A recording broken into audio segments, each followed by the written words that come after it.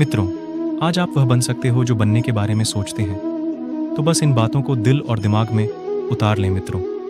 जो हो चुका उसकी परवाह करना बंद करो, कुछ नया सोचो, नया करो और आगे बढ़ो। जो हो चुका, अगर उसी में उलझे रहोगे तो आपका आज खराब हो जाएगा। आज खराब होने का मतलब पूरा जीवन खराब। तो मेरी इस बात को आप हल्के में ना लें।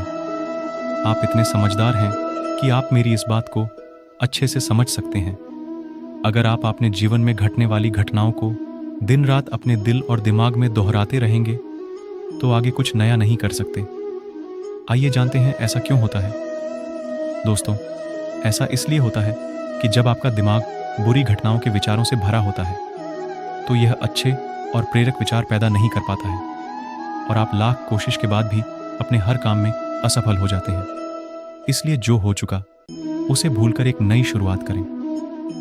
क्योंकि मान लीजिए एक कमरे में किताबों का एक विशाल ढेर लगा दिया जाए और आपको एक विशेष किताब का नाम बताया जाए और उस किताब को उस कमरे में लगे विशाल ढेर में से ढूंढने को कहा जाए तो आपको कितना समय लगेगा? मुझे लगता है आपको बहुत समय लग जाएगा, है ना? लेकिन उन्हीं किताबों को बुक शेल्फ में रख दिया जाए तो आपको उस विशेष नाम वाली किताब को ढूंढने में बहुत ही कम समय लगेगा। मेरी इस बात से आप सहमत हैं कि नहीं? मुझे कमेंट करके ज़रूर बताएं मित्रों।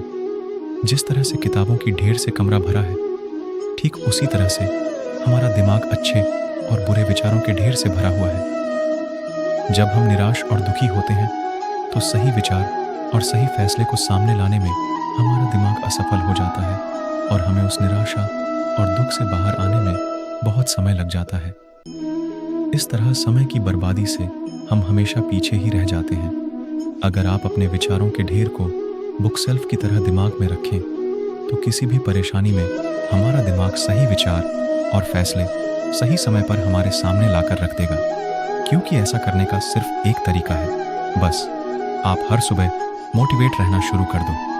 क्योंकि मोटिवेट में वह पावर है जो आपको अंदर से कुछ कर गुजरने की ताकत देती है और आपके दिमाग में चलने वाले उथल पुथल को शांत करती है और सही रास्ता दिखाती नहीं है बल्कि सही निर्णय लेने की क्षमता को बढ़ाती है।